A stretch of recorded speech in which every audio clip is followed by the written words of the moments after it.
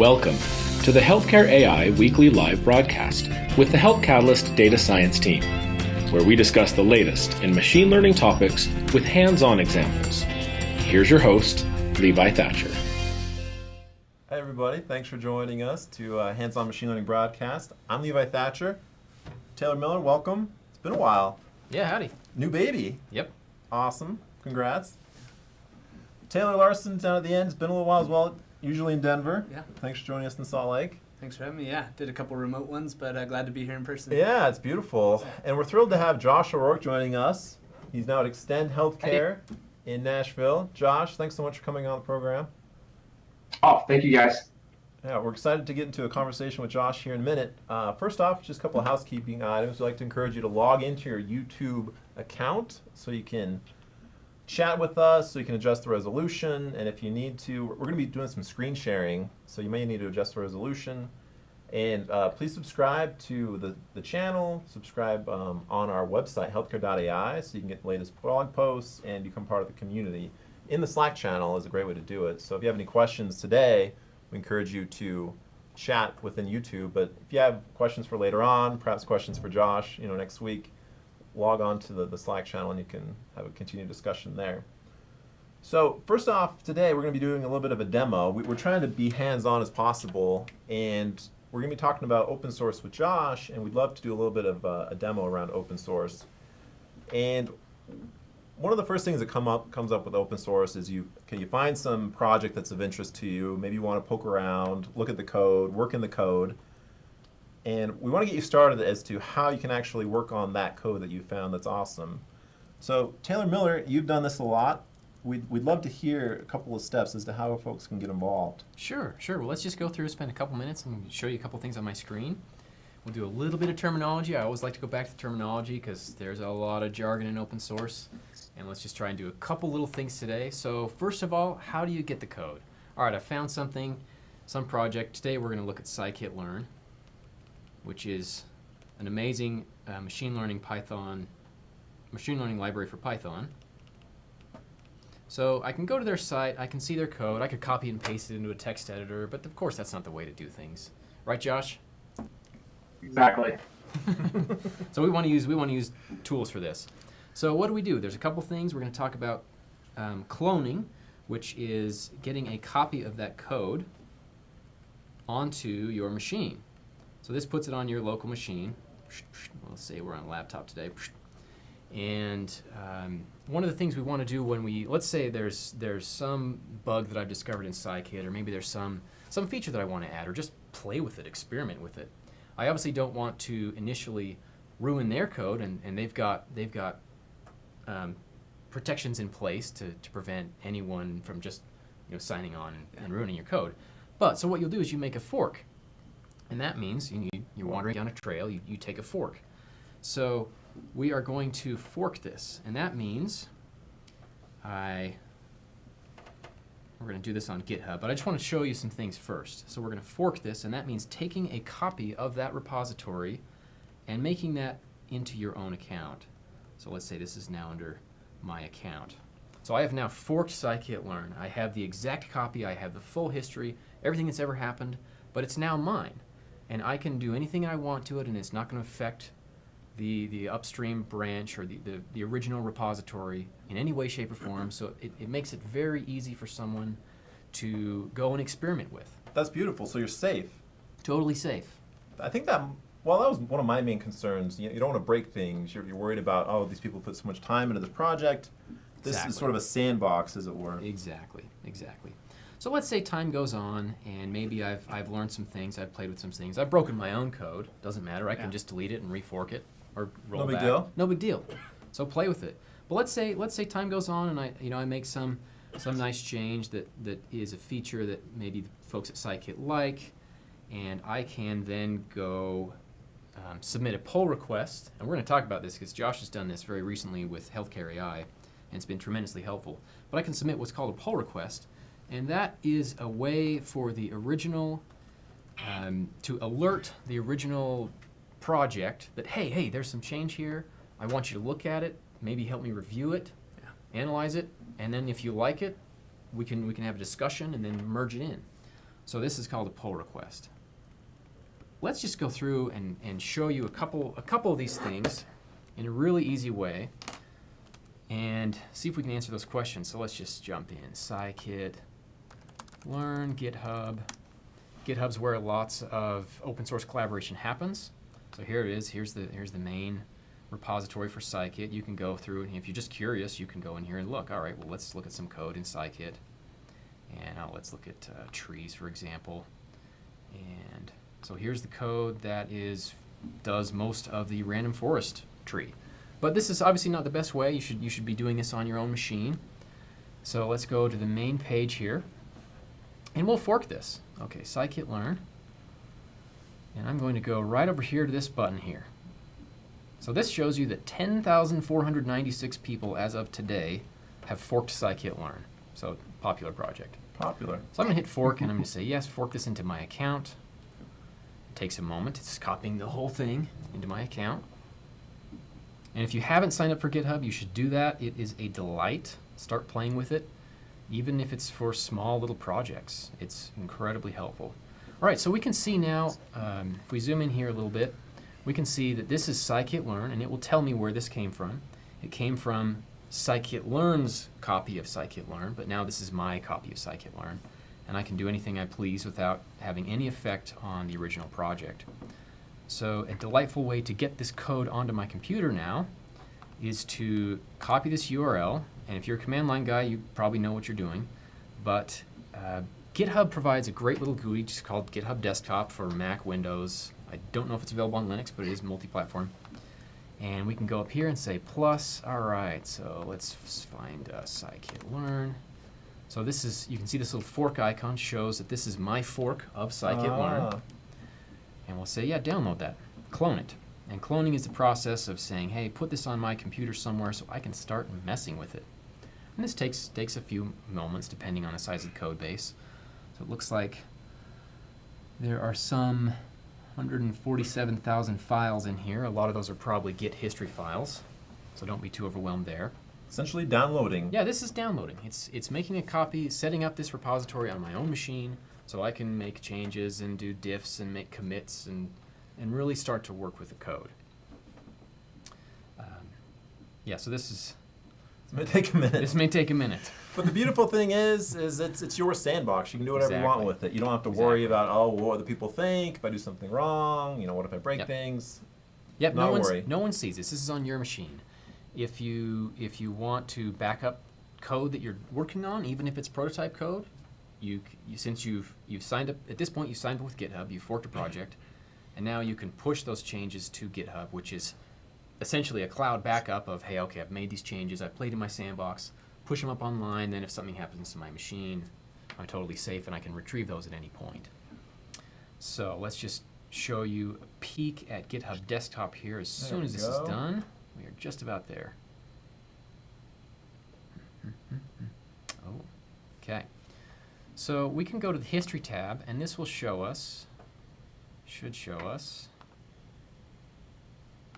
all the branches on scikit-learn. Wow. We can go and see, recent things that have happened. And these individual dots are little actual commits, so we could say, okay, this person merged in, here are the changes, and you can go forth and comb this way. If we were going to make a change on this, I would open this up in a text editor, so let me just do that, just to show you what that looks like. So now you have this in a folder on your machine. It's copied to my machine now. Let's see, this should be a GitHub folder here somewhere. Can I find it? There was a repos one, that wasn't it? No. Documents, GitHub, there we go. Scikit-learn. So here is the whole scikit-learn code base on my machine. And we could say go to that trees file. Let's go to the trees file and, I don't know, make some change. Maybe it's a bad change. Let's explode their constructor. This you should not do at home. Bad. But you could.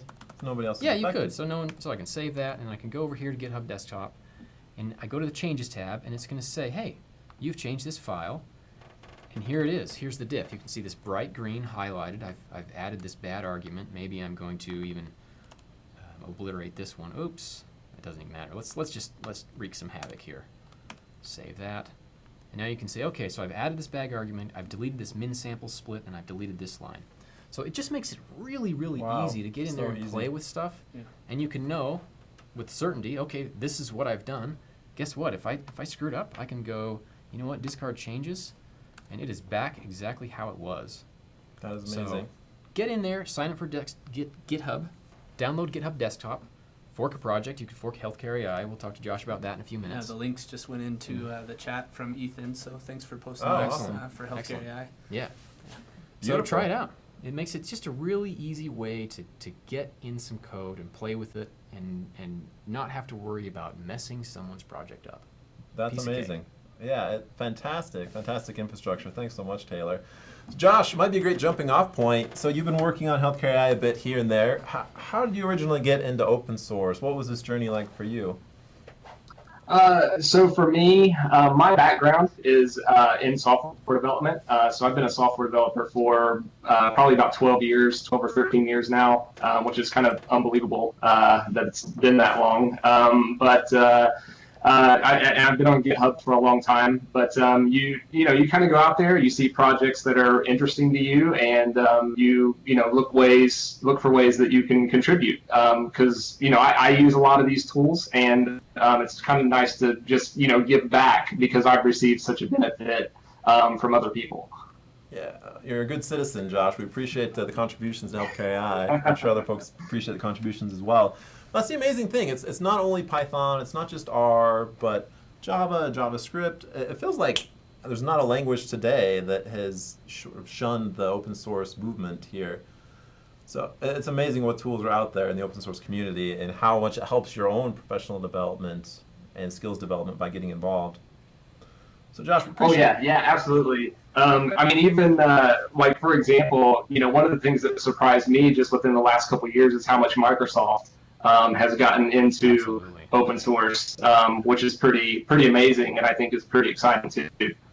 Yeah, it is amazing. Everybody's joining the party. It feels like even 10 years ago, tools like Python, it was around, but the libraries really weren't there. So there's almost not a use case today that requires paid software. I have a hard time thinking of one, and we can get more into that here in a minute. But just about a little bit of an overview here for Josh. So he was Director of Solution Architecture at KDMC, now at Extend Healthcare, which is based in Nashville. And you're in Ohio. Tell us a little bit about KDMC. It's a community health system, 2 hospitals, is that right? Right. Yep, that's right. Yep. 2 hospitals, several outpatient clinics. They have a pretty large footprint across both Ohio and Kentucky. During my time there, we implemented a enterprise data warehouse, and then we also implemented quite a few analytic tools. Beautiful. Any open source ones? So we were using open source, but we didn't. We open sourced like a few of our prototype projects, but yeah, nothing. Nothing too substantial, I don't think. That's amazing they contributed, though. That's beautiful. So talk to us about the Analytic Outcomes project. So you talked about a data warehouse. So a lot of folks, for the folks that don't know, data warehouse is helpful in getting all these different sources together. So in a health system, you have financial data and clinical data and maybe some patient-reported outcomes and survey data that you've gleaned from patients. The data warehouse helps you bring all that together from the payer, from the EMR, so that you can do some analysis in a coherent way. So what was the role of the data warehouse in your outcomes improvement projects? And do you mind talking a little bit about maybe the prioritization as to, okay, well, we have this data together, where do we start?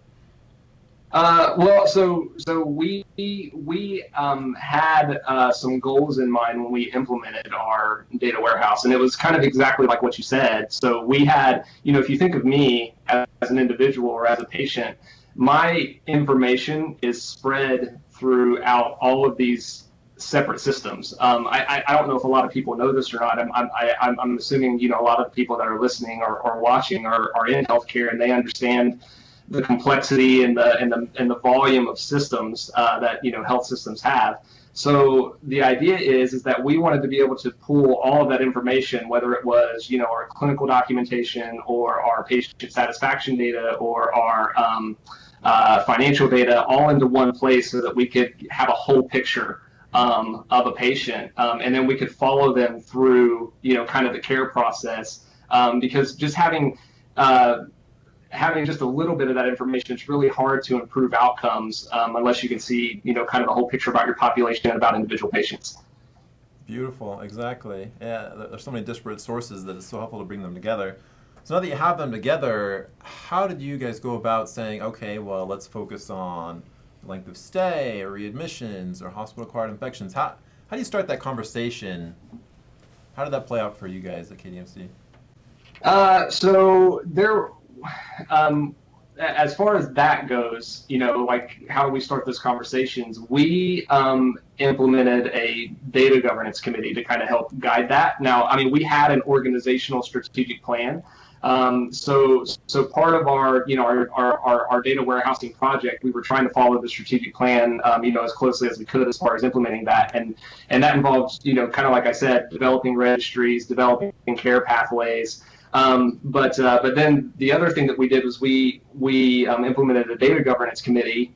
And, I don't know if you guys are like me or not. Like when I hear the term governance, I kind of cringe a little bit. Yes. It doesn't sound very fun because, when you think of governance, you think of something that's going to slow you down. But we implemented that group, and we tried to do it in a way to where we didn't have too much governance or too little governance, but we had kind of the right amount to where we could still move in an agile manner. But that we still had some guidance as far as, those definitions like you were talking about, like length of stay or readmission rate. Because I don't know if a lot of people know this or not, but, it's not especially when you're talking about like length of stay, it's not as simple as saying, okay, here's how we define length of stay. You may have multiple definitions. You may have one used for external reporting. You may have one used for internal reporting, one for financial reporting. And so it gets very, very complicated very, very fast whenever you go to implement something like a data warehouse. Beautiful. So talk just a little bit about the data governance committee themselves. So they were helpful in deciding which projects to tackle. You mind talking a little bit about, who's typically on such a committee? Who would you recommend get involved? And then are they helping out with these definitions as well as to, how do we define readmissions or length of stay? Yeah, definitely. So on our data governance committee, we had executives, we had physicians, we had just clinical leaders, business leaders within the organization, and then we had subject matter experts as well. So we had kind of like people from across the gamut. And kind of like I said, the goal was not to try to slow things down or to be kind of dictatorial, I guess is the word I would use whenever, it comes to, setting up these definitions. But we kind of wanted to be democratic. Like we wanted people to come to us and we wanted to make sure that we were being good stewards of our data. And then on top of that, we had a few goals that we were trying to achieve. So as a data governance committee, that group of people, we wanted to make sure that we were, as far as being good stewards of our data goes, we wanted to make sure that, we had very good data quality, which means that we wanted to make sure our data was valid, that it was complete, timely, and that we had agreed upon definitions for things. We wanted to make sure that we were giving access to the right people. So one of the things we didn't talk about was in our strategy, in our analytic strategy, we decided to do a distributed model. So we traditionally, like in the past, we had like a centralized reporting group. We decided to distribute that to where we could give our analytic tools to clinicians within the organization, and they could ask their own questions of the data. So one of the roles of the data governance committee was to kind of make sure that we had the right security in place to where everybody had the right amount of access. And then the last part was education. So as you can imagine, in the distributed model, this was new to a lot of people. We wanted to make sure that we trained them how to interpret the data and how to ask questions of the data. So those were kind of like our three main goals for that group. And Josh, real quick, there's a couple questions in the chat window. One of them being around getting buy-in from doctors and staff around analytics projects. And I just wanted to know, is that kind of one of the areas that data governance can help with? And then also, just before we go further, any sources or good pieces of information on data governance or some resources for the users, even if we post in Slack later? Oh yeah, absolutely. So that question was one that we, getting buy-in from clinicians and physicians. I mean, that was trouble that we had very early on. So we, our data warehouse was an IT-led project, which was kind of one of the lessons that we learned. One of the things that I think we did wrong. So after we got the data warehouse in place and we started to go to implement our actual analytical tools, we were using Tableau. We decided to create application owners that were clinicians to oversee those apps. And then IT, instead of being in a leadership role, we moved into more of a support role where we just kind of supported those leaders and we let them be the decision makers and kind of the drivers of adoption for those tools. And that helped out quite a bit doing that. As far as documentation and stuff goes, there's actually some really good documentation about governance on the Health Catalyst website. And you guys aren't paying me to say that, by the way. But yeah, I think there's a really good article out there. I think it's called Demystifying Data Governance, and we relied on that pretty heavily when we created the charter for our data governance committee. And it's got a lot of great stuff. And so then deciding who's on that data governance committee also helps with the buy-in, and I think that some of the material out there will suggest the same, I imagine. Absolutely, yep. Cool. Yeah, it's amazing that you got the clinicians out in front and had them start leading these different applications. Could you talk a little bit about what applications ended up being successful? What projects ended up paying dividends, and how did you determine, I guess, ahead of time what might work and what might not? So again, as far as like determining what might work and what might not, I mean, we had, the organization had a strategic plan, so we kind of had a roadmap for where we wanted to go. As far as projects that paid dividends right off the bat, I mean, a really big one was we had implemented a analytics tool around readmissions, and we had a subject area mart around that as well.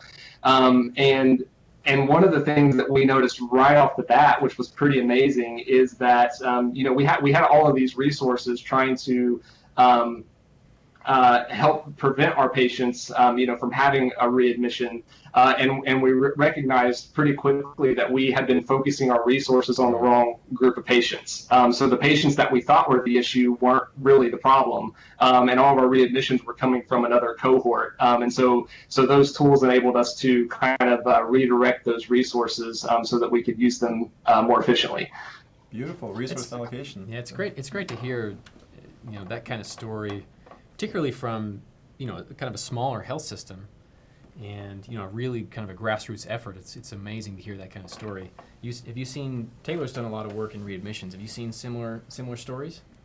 Yeah, I'd say that it's got to come from that grassroots effort. Yeah. Readmissions is pretty popular across healthcare, it feels like. Yeah. And common tools as well, so nothing too fancy. So, the workhorses of healthcare analytics. So Tableau you mentioned. You mentioned Source Area Mart. Do you mind describing what that is? Yeah, so we had we were using Health Catalyst, so that was kind of like Health Catalyst terminology. I think that I was using there. So we had what was called Source Marts, which was data from like a system like Epic or an EMR, for example, would all be poured over into a Source Mart. And then you may have a separate Source Mart for like a financial system, and then those two systems may join their data together into like a subject area mart where the data is organized around a particular a subject. So like readmissions, for example. So a traditional data warehousing term for that is just a data mart. But subject area mart works too, I guess. Yeah. So generally a way to get your columns together around sepsis or readmissions or whatever you're looking at. Yeah, exactly. Yeah, it's just a way to kind of reorganize your data to make it easier to do analysis. Beautiful. So things that a lot of health systems can do here, data warehouses, data marts, Tableau, and it's amazing you got such great traction with that setup. That's beautiful. And that's then the descriptive world. So we typically talk about machine learning quite a bit on this show, and there's a lot of gains that come from that descriptive statistics world where you're showing, okay, where are we at, where have we been, you talk a little bit about the reception the machine learning had at KDMC and that potential transition of folks saying, okay, well, let's maybe look forward.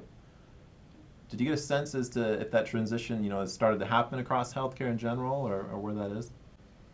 Yeah, definitely. So at our health system, we actually had two teams that kind of did what you described. We had like a solution architecture team, and then we had a research and planning team, and those two teams, they're kind of, I guess if they had like an informal goal, it was to kind of stay like one or two steps ahead of where the health system was. So, as we were implementing our data warehouse, we had this solution architecture team and this research and planning team that were kind of like looking at, okay, well, what's next? We have our data warehouse and our analytics tools has given us a lot of insight into our population and to our historical data. But what can we do to start being more proactive? Can we start making predictions about certain things? And that was where we kind of started looking at machine learning and potentially doing some real-time analytics as well.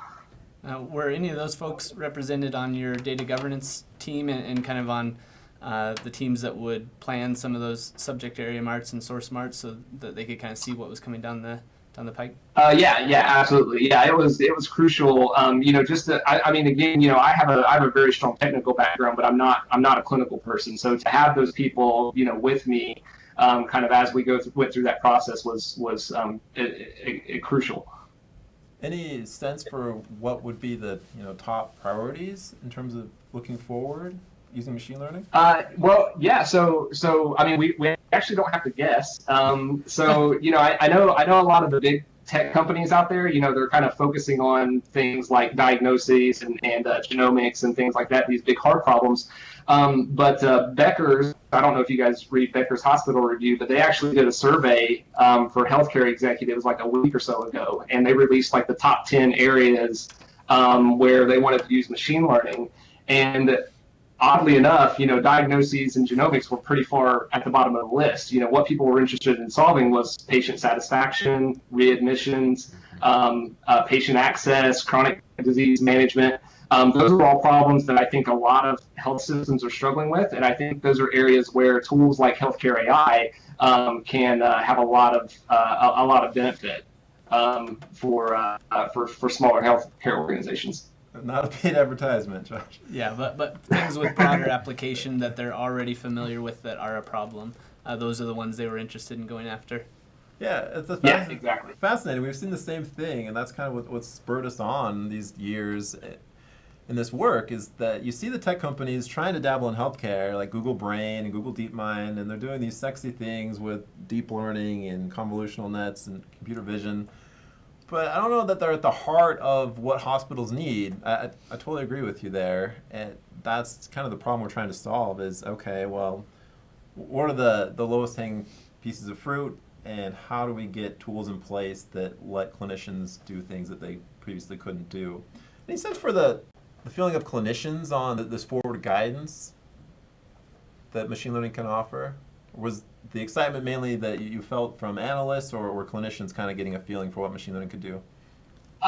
Yeah, so our approach with that was, we did an exploratory project to predict patient no-shows, and one of the big things that I've learned throughout my time in healthcare is I'm just going to call it show, don't tell. So when I have an idea, or when our team has an idea, we don't want to just go to somebody and say, hey, we should use machine learning. Like, we want to come up with examples and be able to tell stories around what the benefits of that are. And the particular problem that we solved, like whenever we did patient no-shows, that wasn't a priority of the health system, but just the fact that we could do that started a conversation. And it was like, okay, well, if you guys can do that, what else can we do? Maybe we should look at readmissions. And that was kind of the direction that we went. I love that approach of show, don't tell, where you've got at least some sort of concept going, and you give them something to react to before they say no.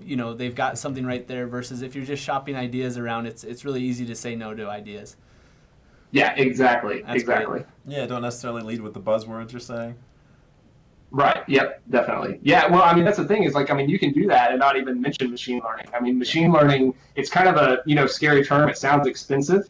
But if you develop a prototype project and just say, hey, look, we were able to predict with a certain level of accuracy whether or not a patient is going to show up to an appointment or readmission rate. You don't even have to say machine learning to do that, and you can still show value. Yeah, exactly. That's great guidance. And then when they're like, how did you do this? Maybe their minds will change, and they'll feel that, machine learning can do things. It's not just a buzzword. Yeah, I definitely have found that a little bit in my work is, only tell them as much as they would like to know and, speak to the things that are important versus, so going exactly to what Josh was saying. I really like the way he put it too. Yeah. That's beautiful. Moving into open source a little bit, we've talked about how it's so popular. How did you get a sense across your portion of healthcare whether paid solutions were still the standard, or if things like R and Python were becoming popular enough where you didn't have to necessarily pay for a lot of the technologies you needed? So I guess it depends on what the project is. For smaller projects, kind of like we were talking about, patient no-shows, readmission rates, things like that, I see a lot of value in R and Python and tools like healthcare AI. Some of the other areas where we had been looking at machine learning, where we went more for a vendor approach, was around remote patient monitoring and chronic disease management. Just because those are kind of bigger problems, and those typically require like a lot of infrastructure in order to because you have devices and cellular connections and those kind of things. So we went more of the vendor route in that regard. But as far as the internal analytics goes, I think there's a huge opportunity for machine learning for some of the reasons that we talked about, and open source tools. Yeah, it's fantastic of the progress that open source has made, and perhaps one day remote patient monitoring and things like that will be handled by open source, but little by little. Any advice for folks out there? So you've been dabbling in open source for a while. Any advice for folks looking to get into it, looking to gain software development skills, looking to contribute to projects and give back? So many people are intimidated. I mean, what would you say to folks that are in that spot? Oh, yeah. I mean, I remember being that way. You go out there and you see all these projects and you see all these people that, are seemingly doing all this great work, and you kind of feel like you might be behind, or that, people might perceive you as not knowing what you're doing or whatever. But I mean, to be perfectly honest, a lot of people I think are more helpful and more open to having help than you may think.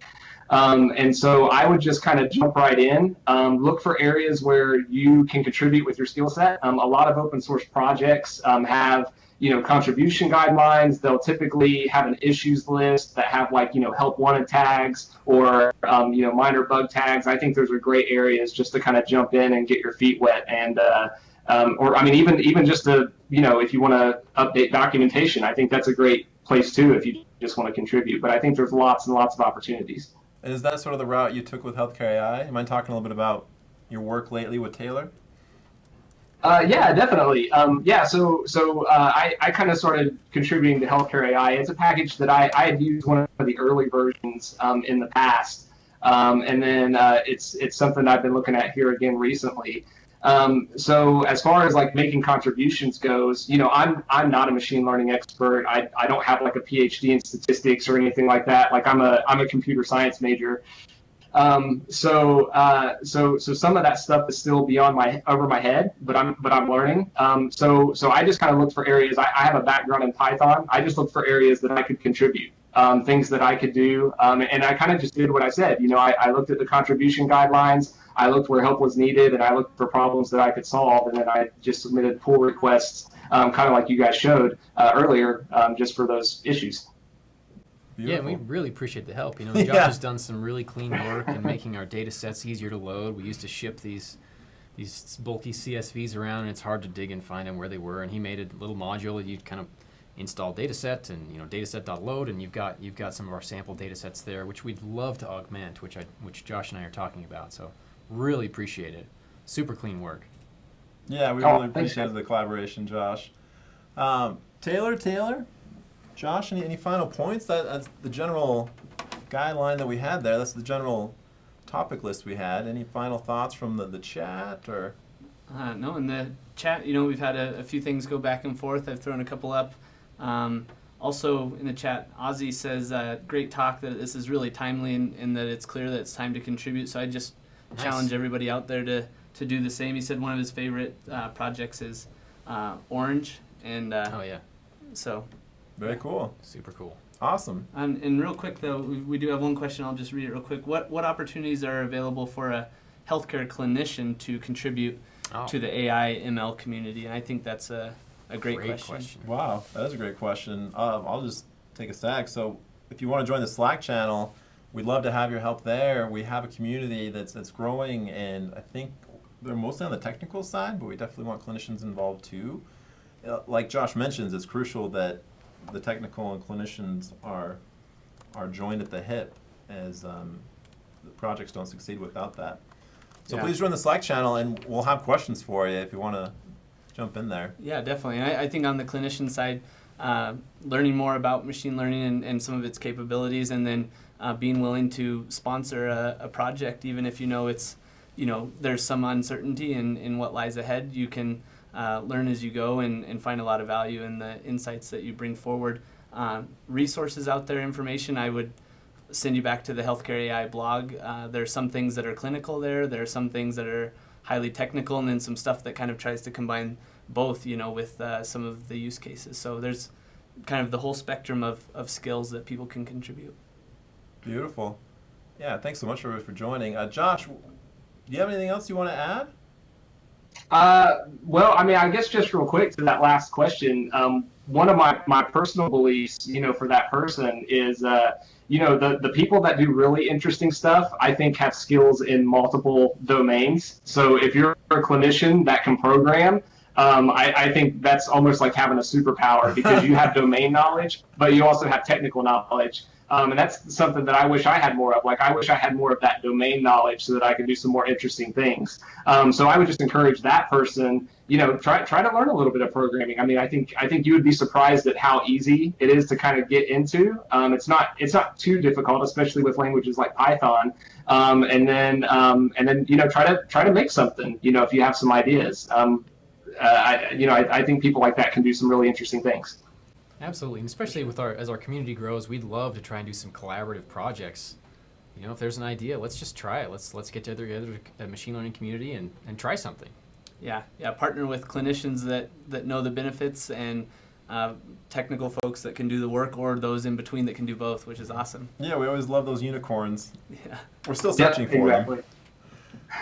Yeah, Josh, if there's nothing else, thanks so much for coming on. Appreciate the Healthcare AI contributions. We look forward to any questions in the Slack channel, if you don't mind addressing those and staying in touch. We always love chatting. Yeah, definitely. Yeah, well, thanks for having me, guys. I had a great time. Awesome. Well, thanks so much. Just a little brief teaser for next week. We'll have Ben Cleveland on from Unity Point Health System in Iowa. Please keep up with the chat and Healthcare AI Slack, and let us know your thoughts there. We appreciate you tuning in. Taylors, thanks so much. Yeah, thank you, Levi. Talk Thanks, again Josh. soon. Yeah. Thanks, Josh. Thank you. Bye, guys. Thank you for joining us today. Remember to like, share, and subscribe, comment below, and click the links below to join our Slack channel and our Healthcare AI community.